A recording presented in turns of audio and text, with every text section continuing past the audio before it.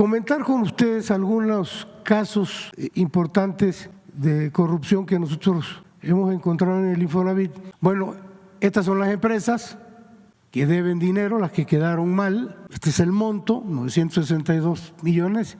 Hay una empresa que debe el crédito desde el año 2013, o sea… Ayer le di instrucciones al director del Infonavit que se pusiera de acuerdo con la consejera jurídica porque estamos presentando denuncias penales. Hola a todos, espero que estén teniendo un grandioso día. Hoy, 8 de enero del 2025, pues así es como la presidenta de México pone a temblar a varias empresas sobre el Infonavit. La presidenta Claudia Sheinbaum ya le dio instrucciones al director de Infonavit para que se ponga de acuerdo con la consejera jurídica porque van a presentar denuncias penales. Octavio Romero Oropesa destapó toda la calabaza, lo que ha llevado a pérdidas millonarias, a la extinción de miles de viviendas inconclusas. No se te olvide compartir esta información con amigos y familiares y darle manita arriba para que más mexicanos se enteren de esta noticia.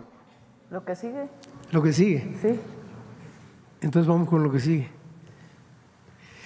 Bueno, comentar con ustedes algunos casos importantes de corrupción que nosotros hemos encontrado en el Infonavit y queremos compartirlos con ustedes. La que sigue, por favor. Por ejemplo, el Infonavit da financiamiento a constructores, a desarrolladores de vivienda para que construyan vivienda para los trabajadores. La que sigue. Hay tres tipos de financiamiento, tres modelos. Este es el primero. No le hagan mucho caso al nombre porque está medio raro, FERUP, Fondo de Estímulo para la Redensificación. Lo importante es que este fondo, para darle dinero a los desarrolladores, fue propuesto por la Dirección Sectorial Empresarial. Acuérdense que el Infonavit tiene tres direcciones generales: la Dirección Sectorial Empresarial, la Dirección Sectorial de Trabajadores y la Dirección General del Infonavit, que es la que opera todo el Infonavit. Bueno, este fondo lo propuso la Dirección Sectorial Empresarial. Estos proyectos no pasaban por ningún proceso de evaluación, nada. Era una propuesta del sector empresarial que a una empresa constructora se le autorizaran tantas viviendas en tal parte. De igual forma, a propuesta de este sector empresarial, el Consejo de Administración aprobó una bolsa de 3,000 millones de pesos para construir 8,800 viviendas con 76 empresas desarrolladoras. Bueno, 18 de estos desarrolladores adeudan 962 millones de pesos y están inconclusas 700 viviendas para los trabajadores. Entonces, este programa de financiamiento que propuso el sector empresarial afectó al fondo de vivienda y, por lo tanto, al ahorro de los trabajadores. La que sigue, por favor. Bueno, estas son las empresas, las que deben dinero, las que quedaron mal. Este es el monto, 962 millones. Todos estos proyectos recibieron recursos del Infonavit para terminar viviendas y otorgar viviendas a trabajadores. Hay una empresa que debe el crédito desde el año 2013, o sea, tiene ya 12 años, 11, 12 años. Con todo el apoyo financiero se les dio, no terminaron las viviendas ni pagaron los recursos facilitados con el programa. El siguiente caso es también un fondo para el desarrollo de viviendas, se llama Crédito Integral Total. Este lo propuso la Dirección Sectorial de los Trabajadores. Estos proyectos tampoco pasaban por ningún proceso de evaluación. El Consejo de Administración aprobó, acuérdense que son tripartitas y ellos tienen mayoría, empresarios, trabajadores, aprobó créditos por 724 millones de pesos. El total de esta bolsa se entregó a 20 desarrolladores, iban a construir 9,400 viviendas. 13 desarrolladores adeudan dinero, considerando ya los intereses y todo, por más de 1.000 millones de pesos. Y 7.369 viviendas no se construyeron. Es decir, el 75% de todas las viviendas de este programa no se han construido o no se construyeron ya. La totalidad de los proyectos fueron propuestos, como decíamos, por el sector de los trabajadores, y de nueva cuenta este programa defraudó al Fondo de Vivienda, es decir, al ahorro de los trabajadores. La que sigue, por favor. Estas son las empresas, este es el monto que deben. Todos recibieron recursos para comprar terrenos, licencias, permisos, para construir infraestructura. A estas 4 empresas adicionalmente se les dio más dinero para construir viviendas, tampoco terminaron, y el resto de los proyectos pues no se construyó ninguna vivienda de las aprobadas. La que sigue, por favor. Este es el tercero, se llama Crédito Integral. Este programa fue conjunto, lo propusieron las direcciones sectoriales de trabajadores y empresarial. Aquí vale señalar que en ningún caso la Dirección General del Infonavit puede proponer proyectos, porque hay un acuerdo del Consejo de Administración que los únicos que pueden proponer proyectos son los sectores empresarial y de trabajadores. Entonces, inicialmente los proyectos de construcción de vivienda deberían contar con la aprobación de un subcomité conformado por 5 integrantes de la administración del Infonavit. Pero durante el tiempo que esto funcionó, solo se construyeron 366 viviendas en 5 años. Increíble. No tenemos información documental de qué proyectos se presentaron a ese subcomité y por lo tanto no es posible identificar cuántos proyectos de desarrollo de vivienda se presentaron, ni cuántos fueron rechazados, ni cuáles fueron las causas.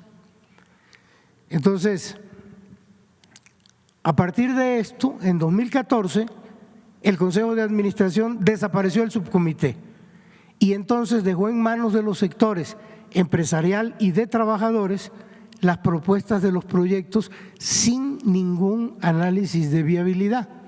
Y ahorita van a ver ustedes un cuadro que es muy importante. La que sigue, por favor. Bueno, antes del cuadro decirles que el Infonavit puede perfectamente con sus propios medios, está diseñado para eso, llevar a cabo la supervisión de los proyectos y la administración de los recursos a los desarrolladores. Sin embargo, el Consejo de Administración aprobó un mecanismo para entregarle los recursos a los desarrolladores a través de un intermediario financiero no regulado, una SOFOM, pretextando la necesidad de supervisión. Esa supervisión nunca se llevó a cabo, ahorita lo van a ver. Con este mecanismo, el Infonavit ha perdido el control de los recursos de los derechohabientes y no lleva a cabo directamente la supervisión oportuna de la construcción. Por eso se aprueban los proyectos y no se construyen las casas, pues no hay supervisión. Y estos SOFOM no hacen la supervisión. Entonces, esta forma de intermediación no aporta nada positivo al proceso de construcción y deja al trabajador en un estado de indefensión frente al incumplimiento del constructor o de la propia SOFOM. Lo que sí es cierto es que la SOFOM recibe el recurso del Infonavit, lo jinetea, se beneficia con el cobro de las comisiones y el uso de estos recursos para otro tipo de negocios. Entonces, los sectores de los empresarios y de los trabajadores han estado insistiendo, acusando falsamente que la reforma a la ley del Infonavit va a eliminar la supervisión de la Comisión Nacional Bancaria y de Valores, cosa que no es cierto. Por supuesto que va a haber supervisión de la Comisión Nacional Bancaria y de Valores y de Hacienda en general hacia el Infonavit. Eso es lo que queremos. Bueno, pero acusan de que no hay o de que no va a haber supervisión de la CNB pero por otro lado aprueban un esquema en el que las entidades financieras no reguladas por la CNB administran los recursos de miles de créditos de derechohabientes para financiar a desarrolladores. O sea, es un doble discurso. La que sigue, por favor. Miren, este es el cuadro del que les hablaba yo.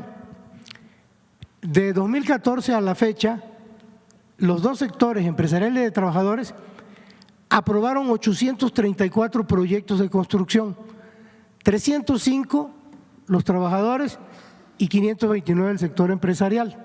Los 834 era para construir 142,000 casas, viviendas. Bueno, se concluyeron y se entregaron 34,800, el 24%. Están en construcción 6,950, el 5%, pero este es el dato importante. Sin inicio de construcción, 100,000, el 71%. Es decir, un mecanismo absolutamente ineficiente, inoperante y con mucha opacidad. La que sigue, por favor. De abajo y de las 34. Perdón, ¿me regresa? De las 34. Es muy importante esto. De las 34,892 viviendas que sí se entregaron, una gran parte carece de servicios básicos y presentan vicios ocultos, adicionalmente. La que sigue, por favor. Bueno, y tenemos dos casitos rapiditos de corrupción. Caso 1, esta es una SOFOM que se llama Crédito para Ti SADCB, que es una entidad no regulada por la Comisión Nacional Bancaria de Valores. La que sigue, por favor. Bueno, un ejemplo claro de corrupción de la forma en que opera el crédito a los desarrolladores es usando como intermediaria una SOFOM. En este caso, la SOFOM de María N. Esta María N, de 95 a 2003, se desempeñó dentro del Infonavit como gerente de productos de crédito. En el 2008, María N se asocia con su hermana y constituyen una SOFOM, Crédito para Ti. De 2019 a 2023, María N fue integrante de la Comisión de Vigilancia del Infonavit, participó en 64 sesiones y percibió 2.2 millones de pesos pagados a través de una cuenta de cheques de Coparmex. Hay que recordar que por participar en estas comisiones, en el Infonavit se tiene la mala costumbre de pagar por asistencia a estas comisiones. Actualmente, María N forma parte del órgano máximo de gobierno del Infonavit, que es la Asamblea General, y forma parte desde el sector empresarial. Bueno, María N firmó en 2020 documentos de no existencia de conflicto de interés, declaró no ser accionista de ninguna entidad que dependiera financieramente del Infonavit, por lo tanto mintió. Entre 2020 y 2024, el sector empresarial propuso 14 proyectos que fueron autorizados por el Consejo de Administración y administrados por la SOFOM de María N, Crédito para Ti. Estos 14 proyectos eran para construir 1.543 viviendas, de las cuales 758 no han iniciado construcción, 291 están en proceso y solo se han entregado 494. La que sigue, por favor. Bueno, por si fuera poco, María N ha participado en el esquema de ventas sucesivas o ventas múltiples de vivienda en el Estado de México, realizando avalúos en 27 operaciones de compraventa respecto de 11 viviendas, mismas que fueron liquidadas en menos de 365 días. Cuando ustedes sacan un crédito hipotecario en un banco o en el Infonavit, en un banco pues pueden ser 20, 25 años, en el Infonavit son 30 años. Imagínense 27 operaciones de compraventa que fueron liquidadas en un año, créditos que se pagaron en menos de un año. Una vivienda fue vendida 5 veces, 2 viviendas 3 veces cada una y 8 viviendas fueron vendidas 2 veces cada una. Todas estas operaciones fueron valuadas por esta SOFOM Crédito para Ti. Entonces, esta SOFOM se constituyó en enero del 2008 con un capital social de 5 millones.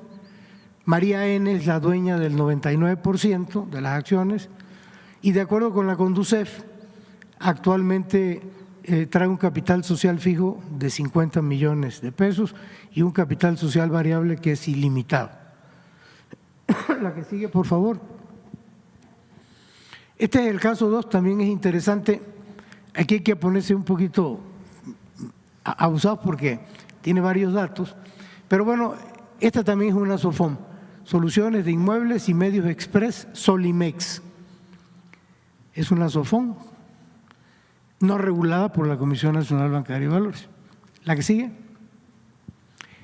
Bueno, Solimex es un ejemplo claro de conflicto de interés, ya que los desarrolladores, o sea, el constructor, elige a la SOFOM o a la entidad que le va a dar el dinero y que lo va a supervisar, o que no lo va a supervisar.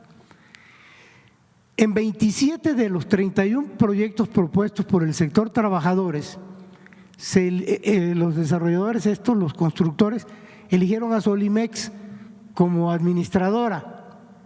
Ojo, 63% de los proyectos nunca inició la construcción.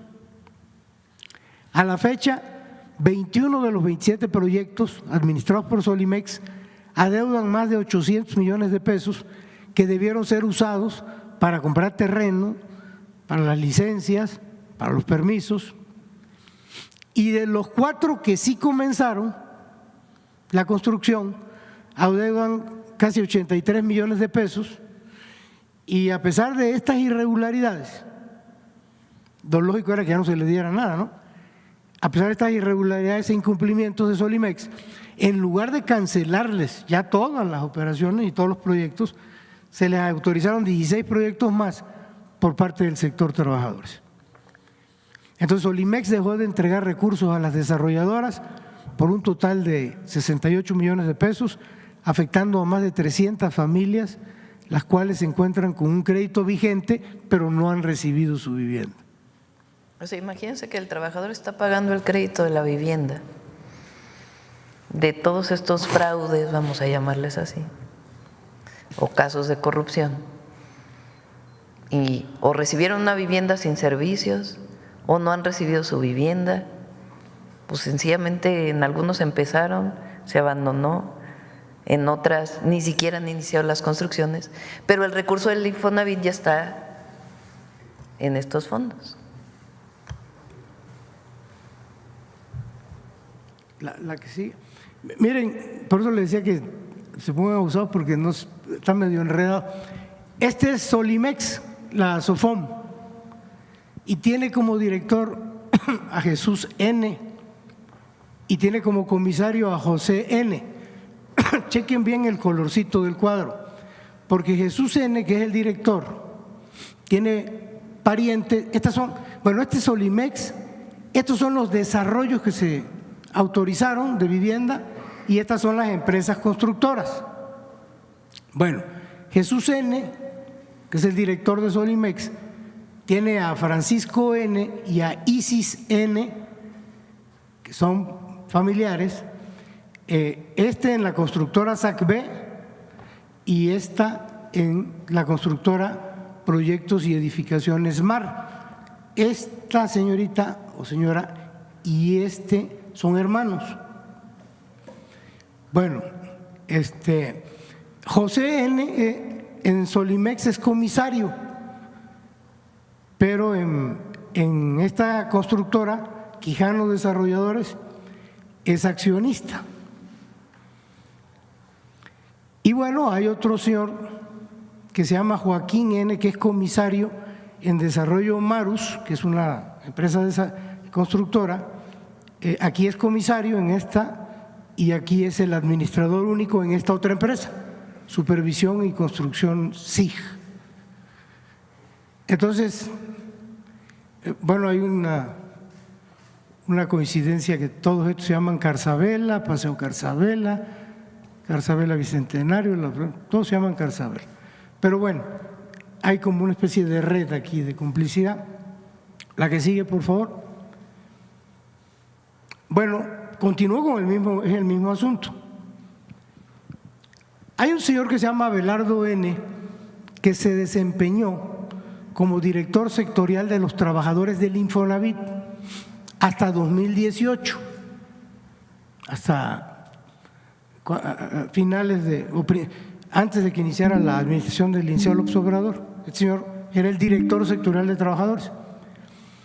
En 2017, el director sectorial, Abelardo N., propuso y se autorizaron 6 proyectos para desarrollar fraccionamientos Carzabela, los que veíamos atrás, administrados por Solimex en Campeche, Sonora, Guanajuato, Veracruz, Zacatecas y Yucatán.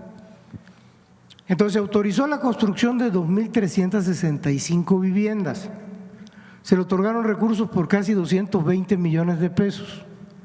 De estas 2.365 viviendas autorizadas, Carzabela, o sea, los 6 proyectos, inició la construcción únicamente 112 viviendas se iniciaron, mismas que se entregaron sin servicios y con deficiencias en calidad de construcción. Por lo tanto, la gente no los recibió, no están entregadas por este tipo de problemas. Bueno, y este señor Abelardo N., que fue director sectorial de trabajadores del Infonavit de 2009 al 18, pues recibió durante todo el tiempo que estuvo en Infonavit pago, bonos y liquidación de retiro por más de 99 millones de pesos. Nada más su bono de retiro en el 18 fueron 27 millones de pesos. La que sigue. Y este es el caso de Campeche, uno específico de los 6. En 17 se aprobó el Carzabela Bicentenario de Campeche, estaba integrado por 1.116 viviendas, no se ha entregado ninguna. El paquete se encuentra en proceso de construcción, ya tiene un retraso de 5 años, para no leer todo esto, 5 años de retraso. El Infonavit otorgó los recursos a la constructora SACB, que era quien iba a hacer esto, para comprar terreno, licencias, permisos, construcción de infraestructura, y el adeudo a la fecha asciende a 96 millones de pesos, incluyendo los intereses. Adicionalmente, el desarrollador recibió 45 millones para un paquete de 100 casas que no han sido recibidas porque presentan problemas de calidad y no cuentan con servicios. La que sigue. Yo creo que ya acabé. Bueno, ya este sí es el remate final. Lo que tiene que ver con la declaración patrimonial y de conflicto de interés, las direcciones sectoriales de los trabajadores y la empresarial decidieron que sus declaraciones patrimoniales y de conflicto de interés no sean fiscalizadas por ningún órgano de control, ni por la Auditoría Superior de la Federación, ni por la Secretaría de la Función Pública. Entonces, dichas declaraciones están resguardadas en un sistema protegido del Infonavit que se ocupa exclusivamente para almacenar esta información. O sea, la información existe, nada más que nadie la puede ver. Para ingresar a ese sistema se requieren 2 llaves electrónicas maestras. Una se encuentra en poder de la Contraloría General del Infonavit y la otra en poder de la presidencia del Comité de Auditoría, la cual, por instrucciones del Comité de Auditoría, tiene prohibido dar el acceso para revisar dichas declaraciones. Entonces, son 2 llaves, nada más tenemos una, sin la otra no se puede, no tenemos acceso a estas declaraciones, no nosotros, el país, pues porque esto es dinero, y sobre todo los trabajadores, esto es dinero de los trabajadores. Yo creo que con esto ya concluyo, Presidenta. Sí. ¿Cuál es el objetivo de la reforma a la ley del Infonavit? Fortalecer la institución para erradicar la corrupción y que los trabajadores tengan la certeza de que van a recibir créditos de viviendas que se van a construir